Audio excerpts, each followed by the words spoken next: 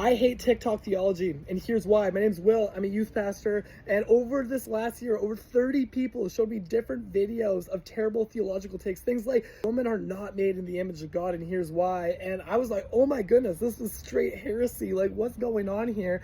And I can't stand it because often these people are going on TikTok.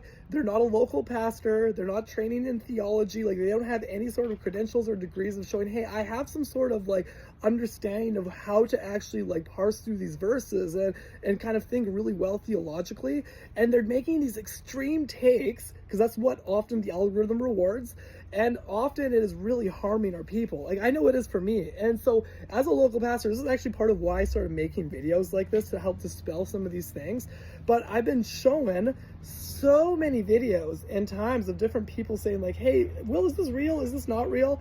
And here's what you need to understand about TikTok theology is, when you are looking, you need to look at who is making that video, who is sharing it. Look at their credentials. Look if they're pastoring a local church. Look if they're actually involved in a local church. Like, those are extremely important things to look to.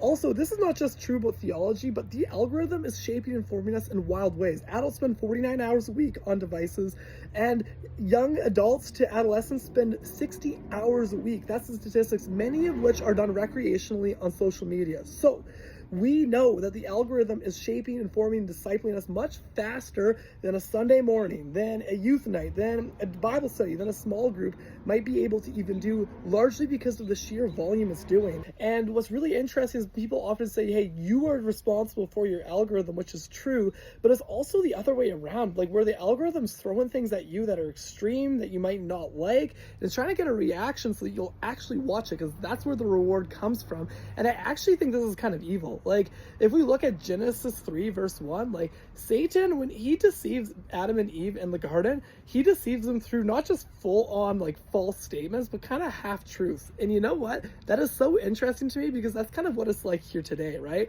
Where you are seeing like half truths thrown at you, where you're like, oh, this is like really off, but like a little bit there.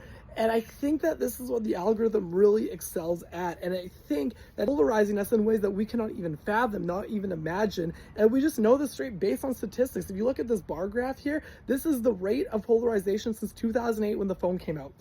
That's just the stats. And so we know that that correlation is very strongly caused by devices, by social media. Let me know your thoughts in the comments, and let me know what we need to do, and like start thinking into how do we be in the world and not of it in this era of the digital world that we find ourselves in today.